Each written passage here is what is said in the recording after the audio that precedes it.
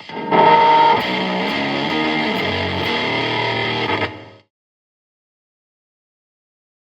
I'm Tim from Circuitous Effects, and you're watching Defining Circuits. Defining Circuit is a periodic interview series where I chat with fellow creators in the music world about what inspired and defined their passion for building, the moments, ideas, experiences, and even the circuit that sparked their drive to create for musicians.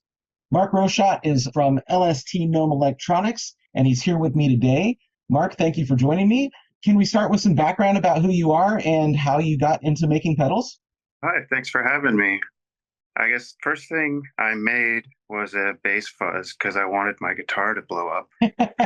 And anyone that hasn't built a fuzz before, that I would suggest highly because it works great and it's really easy, low part. But yeah, pretty much I got into building pedals because I couldn't afford them, essentially. I wanted my own fuzz faces and stuff, and they're like $300-400 for the nice ones. So Yeah. go rip stuff apart. So yeah, I started doing that in like high school, I guess. Oh, wow. It's kind of same thing with amps and stuff too. Like I tore apart an organ to make my first guitar amp. So you said the first pedal that you built was a bass fuzz. How about the amps that you built? Were you basing them off of anything or just using those organ parts to put them together? Yeah, the amp I built was based off a Marshall 18 watt, except I did 36 watts instead because I had four tube slots. So I figured why not double Okay. it? That's great. So how did you learn the electronics engineering part of this? Was it all just by All, looking at circuits? yeah, all just looking online and trial and error. Before LST Gnome Electronics, what were you doing creatively or professionally that allowed you to ease into doing this sort of thing to bring in extra money? Yeah, so I was doing like graphic design, video editing. I went to school for graphic design, so that's kind of helps with the art side, I guess. My fiance also helps. They did the artwork, or I did the initial artwork, and then they did the vector art for the UV prints. Okay, cool. You know, I'm assuming that led into doing some of the cool animated pieces that you did for your original promo videos and things for that. I mean, I've been making stop motion videos even before pedals. That was since I can even remember. Me and my brothers would make them with like Legos and clay. So I think most people that look at your pedals can tell the aesthetic approach to what you're trying to do, which is like a super cool kind of, I mean, you almost push the indie boundaries in a really good way, especially with like doing the things like the LED and the pipe and everything, and like, putting some special touches on your pedals. Can you tell us about any sort of approach to design or craftsmanship, or is there a philosophy that guides you in how you think about putting your pedals together? Yeah, I always try to use good parts first of all. I know everybody says that, but orange drops, baby. Uh, these are like $3 each. Even if they don't fit, right? They barely fit. Yeah. That's a stupid thing, but I like using good parts when I can, but I also don't want to rip people off. So I try to make stuff affordable with the best, cheapest parts. True bypass switch, $5. Yeah. Gore. It adds up fast. But yeah, I try to make cool stuff that works good. I don't know. Yeah, no, that's great. That's great. So, how about a specific flair or experience that you're going for? Is there anything behind the tones you're looking for? The thing that's taking you maybe from the bossy gnome to the emo gnome and forward into the future? What are you looking for? Mostly looking back at like the late 60s, Yeah. be honest, tone wise. I like a lot of Jimi Hendrix and Sid Barrett and Mark Bolan. So if I can make anything sound like them, then that's goal achieved. That's cool. And are there moments when you are designing your circuits where it's like that is the sound? I mean, did it happen with the bossy gnome or did it happen with the emo gnome where you'd be like super cool? Yeah, I mean, with the boss, there's this old hippie lady that came over. She like knocked on my door and she's like, "That's the garage rock sound. I was there." That's incredible.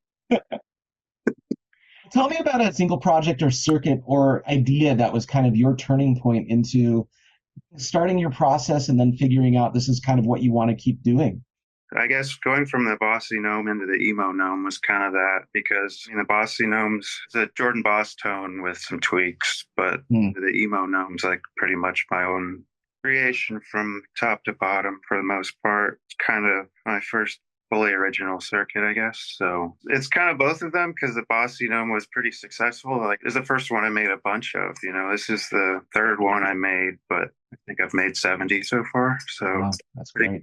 Are you continuing to make those as well as the emo gnome going forward then? yeah, everything for the most part, as long as I can get parts. Yeah, that's always an issue, right? So tell us a little about the emo gnome. I mean, everything's based on something, right? Yeah. So one of my first favorite circuits was the Range Master, and I just love how it adds a little bit of crunch. And like I said, I built a lot of my own tube amps out of old gear. A lot of times it's like in a muddy old tone that's hard to defeat. Right. Yeah. Like you try to change like the input capacitors and stuff, and it's still just like too muddy unless you like completely rebuild it. So you just slap a treble booster in front of that and you're good to go. So that's one of the things I've always loved. And like you got humbuckers and you're trying to get like a Telecaster sound, I mean, Mm, here to cut some of the fat off. So with the Emo Gnome, it's pretty much two range masters sandwiched together, and then there's a tone stack between that, so you can cut bass or treble, can scoop or boost the mids. And instead of having like the volume control, there's just like one master volume at the end. interesting. Okay. Well, I've gotten to play through the Bossy Gnome. I have yet to experience the emo gnome, so that sounds really interesting. So you started in high school. That's crazy. So from then till now, what's something that you used to struggle with that maybe has become easier? Some tool or trick or piece of advice that's made your process become smoother as you've gone on? Well, I would say it's easier to access now with the internet. There's so much information. I mean, even when I was young, there was still most of what you would need. You can just go on Reddit now and find everything. But you have to kind of learn your own technique and see what works for you. I mean, I was going to say there's a few different types of circuit boards to build. Like this kind is awful. I hate it. And that's the first, I don't remember what that's called, the perk board. Yeah, perf board. Yeah. It's terrible. It's so hard to work with, I think, for beginners. Even now, I don't like using it. But printed circuit boards are easier. Or just like these awesome turrets. I love these. Yeah. Building on these. Yeah, that's great. So when you come up with your ideas for your pedals, though, how are you going from idea or conception to printed circuit board? Are you the one that's drawing the schematics, or are you sending those off to someone? How's that happening? Yeah, I am now. For the Bossy Gnome, I had somebody design the boards for me, but I gave them a schematic. And then, yeah, I've been painstakingly learning KiCad for the Emo Gnome. And the first version of the V1 boards worked okay, but I'm already on V2, so Okay. probably make V3 soon. Okay, that's crazy. Okay, yeah, that's something I have yet to get into. So is Emo Gnome then V2, V3, whatever you're getting into, kind of the future of LST Gnome electronics, or do you have some other ideas that are coming out as well? Yeah, I've got tons of ideas. I just, you know, who knows what's going to happen, I Yeah. guess. Okay. No, that's great. That's great. Hey, what do you hope that someone feels when they play one of your pedals? Is it to harken back to the sound of the 60s, or is it to inspire them to create something entirely new? Is there some sort of specific thing that you'd love seeing people react to when they hear your pedals? Yeah, I want people to feel exactly like that. I want them to have like the nostalgic feel, but also just kind of like cartoony, playful, a little psychedelic, but not too much that it's like a turn off to people that don't want that. Just like playful, happy energy. That's great. Well, thanks again for speaking with me today, Mark. And thanks to everyone else who's been watching. And this wraps up another episode of Defining Circuit. If you enjoyed the conversation, stick around. More interviews are on the way where I'll keep exploring all of the things that define why we do what we do. Thanks, Mark. This was awesome. Yeah, thank you so much.